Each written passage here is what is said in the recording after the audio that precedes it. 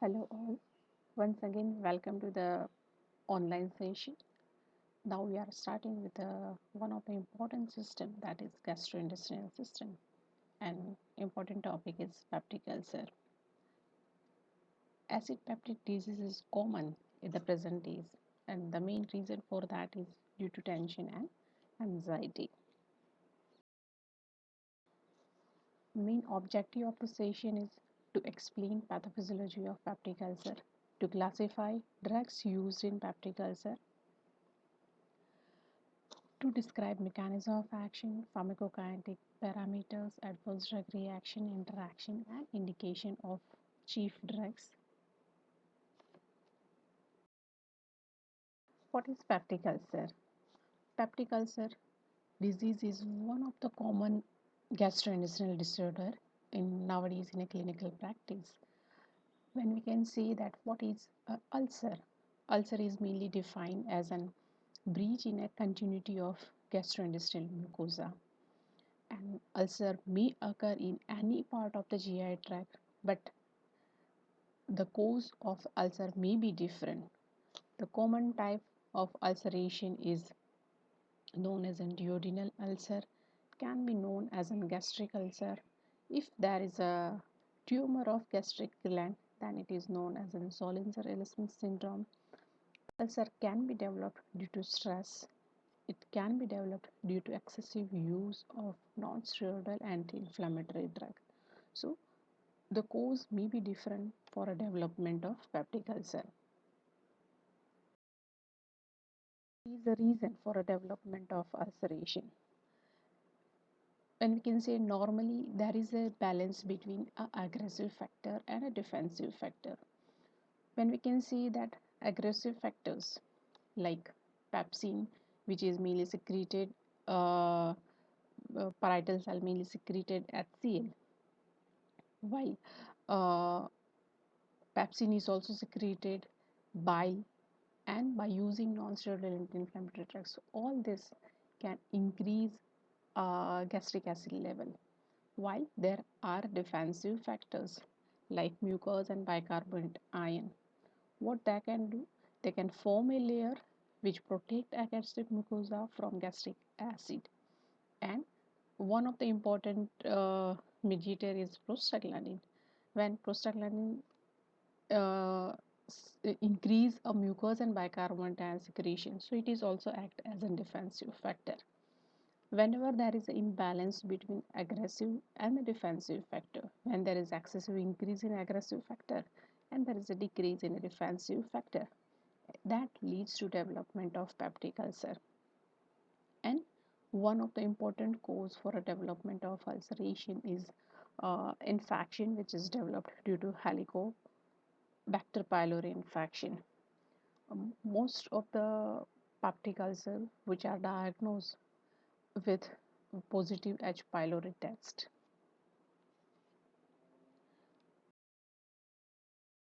Going into a detailed aspects treatment part. First, must understood the regulation of gastric secretion.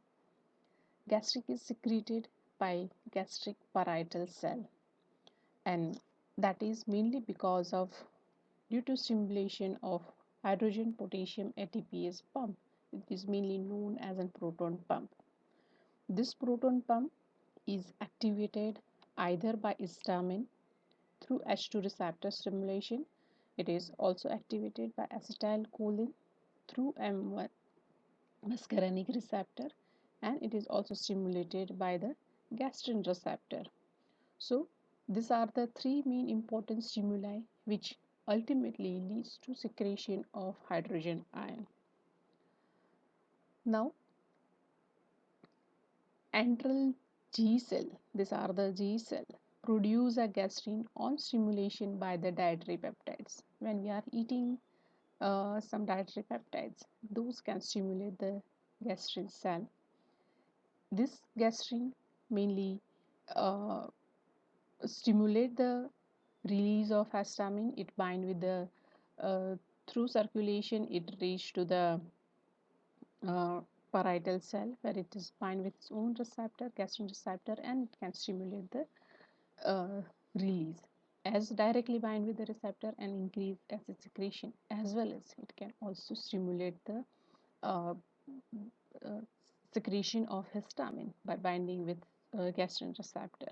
So by many way, the gastrin which is secreted it bind with own receptor, increase histamine release, and this histamine bind and increase acid secretion.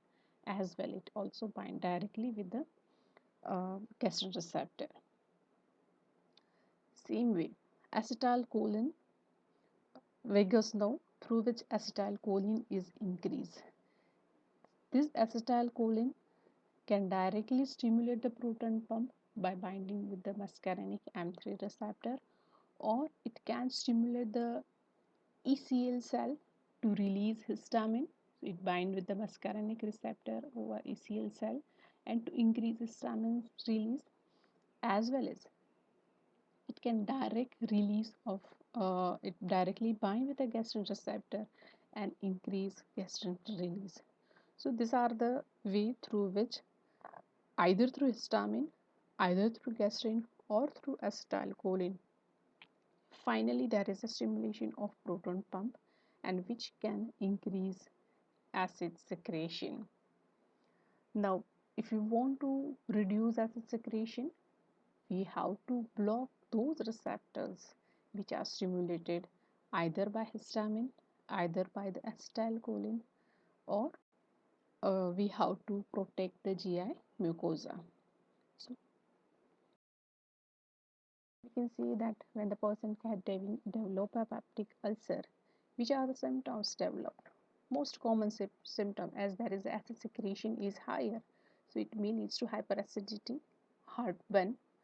Sometimes due to ulceration, person may feel epigastric pain, or if it is a bleeding peptic ulcer, there is the presence of occult blood in a feces.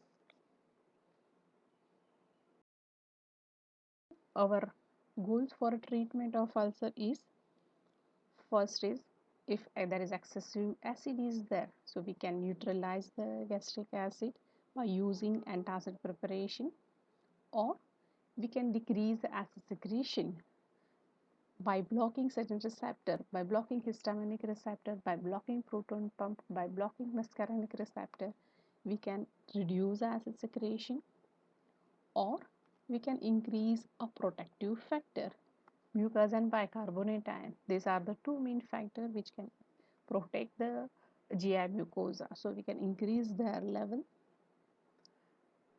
uh, protect the ulcer by using those drugs, or we can stimulate the healing of ulcer, certain drugs which can fast heal the ulcer, or finally we can kill the H. pylori organism, which are the main causative organism for a development of peptic ulcer.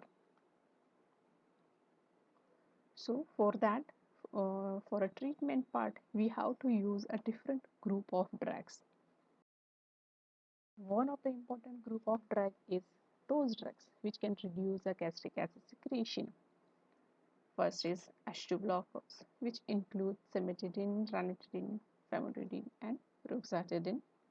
Another one is proton pump inhibitor like omeprazole, lansoprazole, pantoprazole, esomeprazole, or rabeprazole. Another one is anticholinergic drugs which blocks the muscarinic receptor like pyrazapine, and prostaglandin analogs which can increase mucus and bicarbonate ion secretion like misoprostol. Group those drugs which can neutralize the gastric acid. They are well known as an antacid preparation. They can be of two categories: systemic antacid and non-systemic antacid. Systemic antacid like sodium bicarbonate, non-systemic magnesium hydroxide and aluminum hydroxide. Ulcer protective agent, sucralfate and choledyl bismuth subhydrate, and anti-H. pylori drugs which includes amoxicillin, tetracycline, clarithromycin, metronidazole and tinidazole. So today we discuss those drugs which can reduce the acid secretion. One of the important group is H2 receptor antagonist.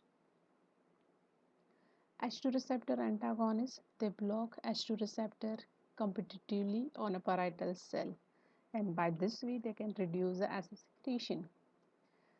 When we can see that these drugs are more effective for reducing a basal, or we can say it is a nocturnal acid secretion, which is mainly a histamine mediated than a stimulated acid secretion, which is mainly stimulated by the gastrin, acetylcholine, as well as the histamine. So nocturnal acid separation is more with the H2 receptor antagonist. There are many congeners.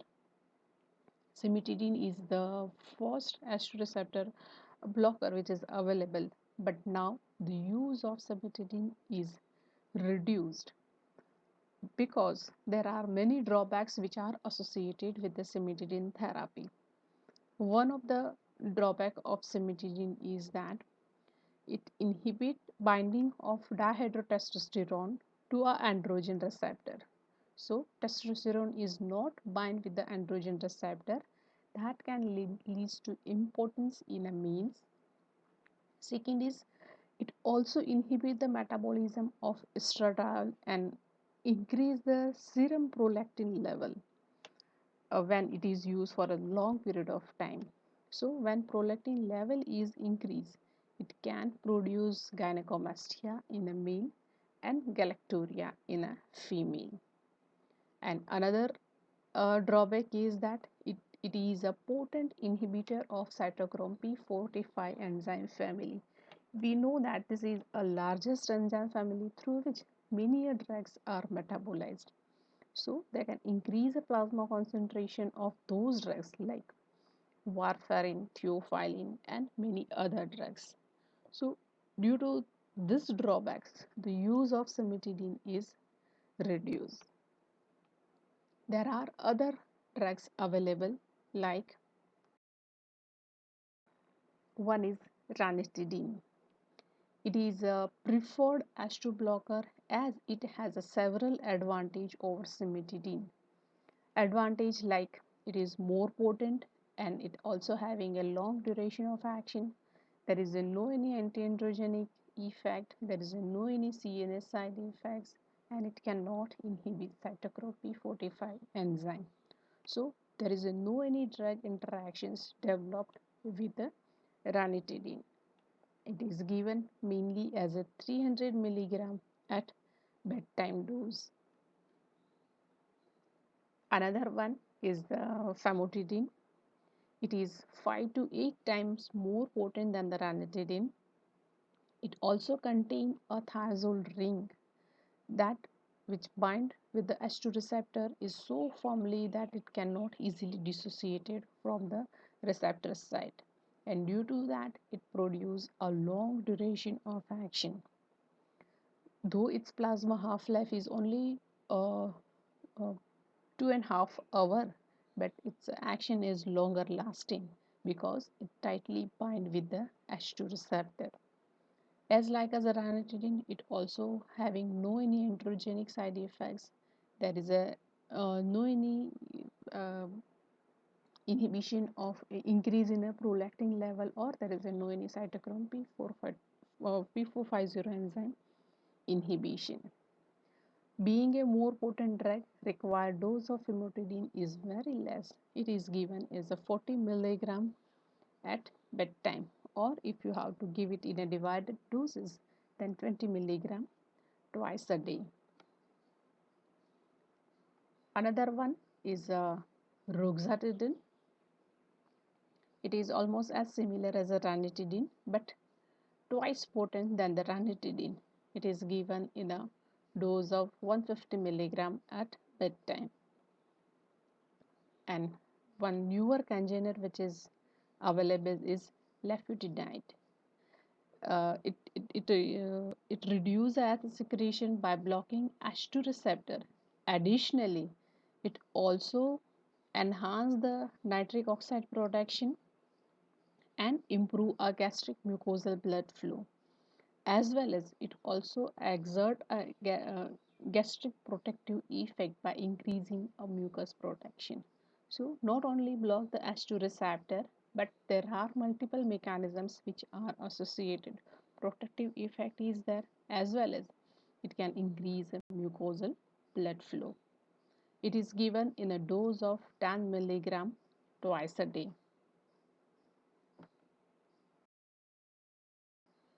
Regarding the therapeutic uses of H2 blockers, they are for the treatment of peptic ulcer, the use of H2 blockers are reduced now. The reason for that, better drugs like proton pump inhibitors, which are available, they are fast acting and produce more complete pain relief.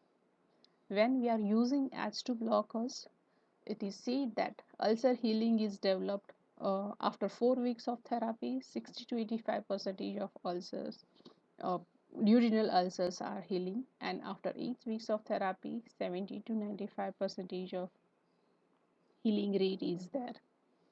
While for a gastric ulcer, their healing rate is quite lower, that is 50 to 70%.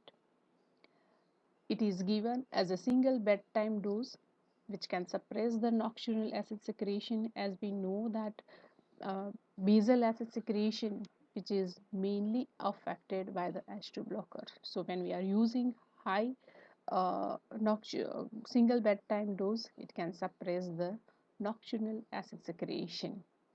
And for a treatment of relapses, we have to give a long-term administration of 400 milligram H2 blocker at bedtime.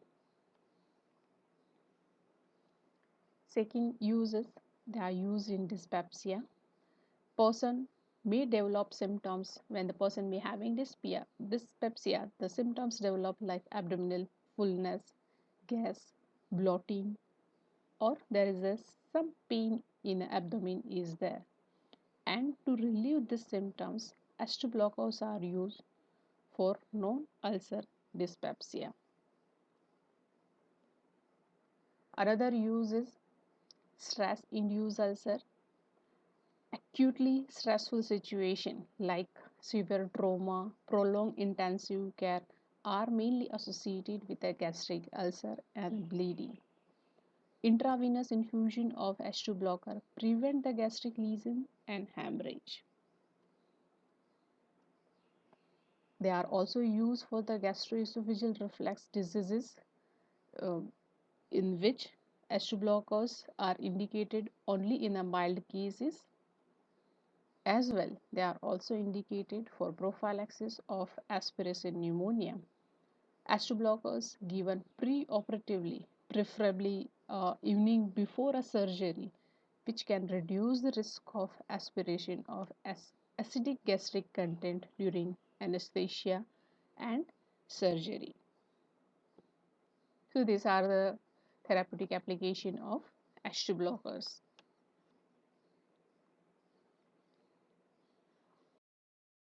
Now, there is a proton pump inhibitor, which is the most important group of drug used for treatment of peptic ulcer. These are the prodrugs. After metabolism, they convert it into its active moiety, that is sulfanilamide, which act on the proton pump and inhibit it.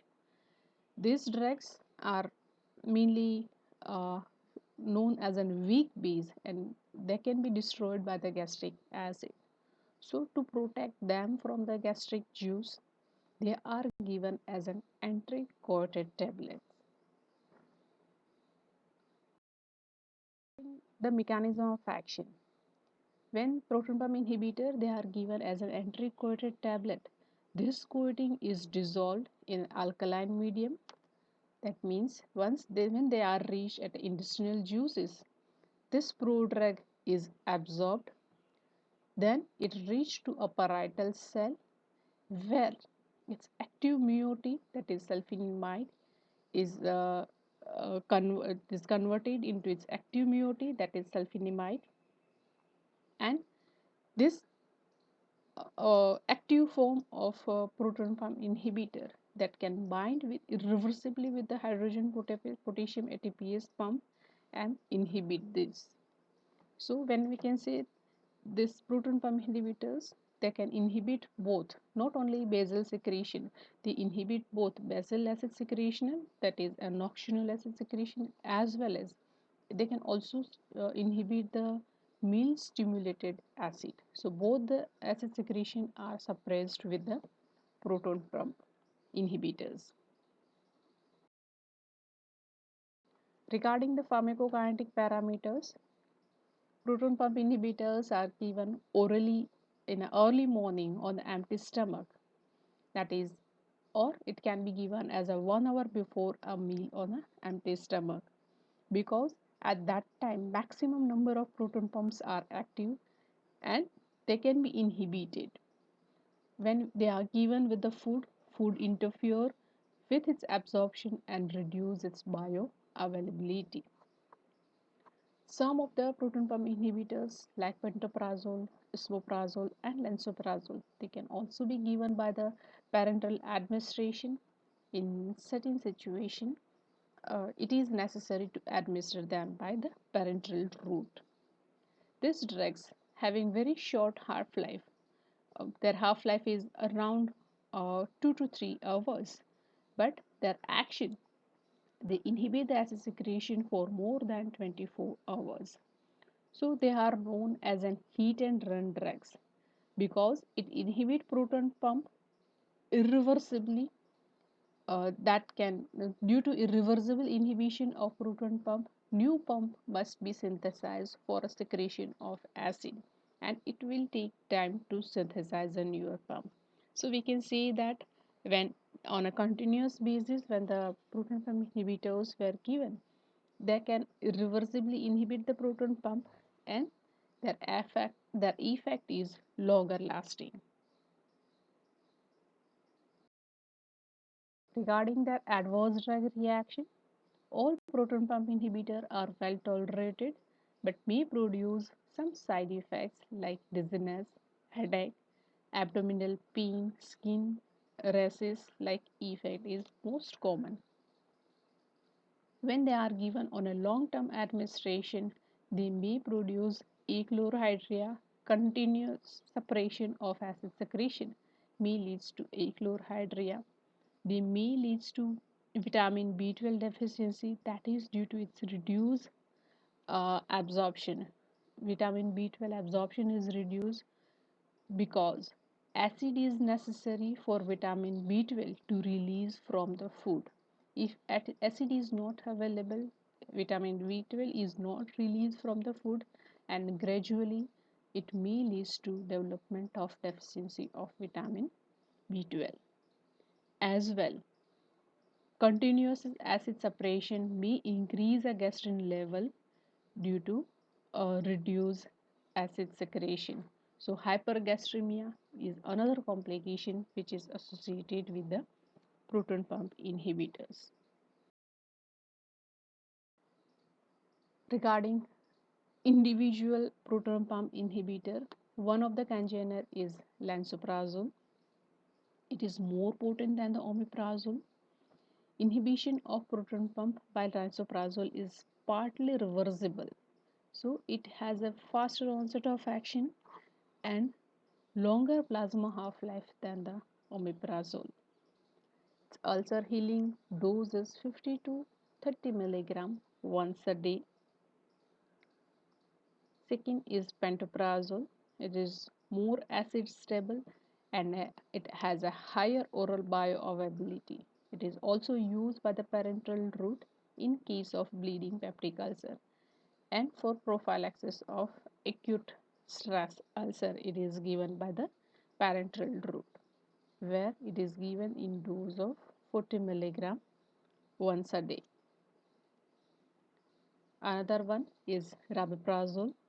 It is more rapidly converted to its active metabolite, due to that having fast onset of action. Otherwise, it is as similar as omeprazole, and it is given in a dose of 20 milligram once a day. And one newer container is elaprazole. It is ulcer healing efficacy and tolerability is similar to omeprazole, but it is twice as potent than the omeprazole. So it is given in a dose of 5 to 20 milligram once a day. They are also used for the stress ulcer. Uh, Intravenous proton pump inhibitors are effective uh, as H2 blockers for a prophylaxis of stress ulcer. Same way for the gastrointestinal GER reflux diseases, PPI are the first drug of choice to use for a GERD. Then for Zollinger-Ellison syndrome, it is a tumor of gastric gland which secrete a more amount of gastric acid and gastrin.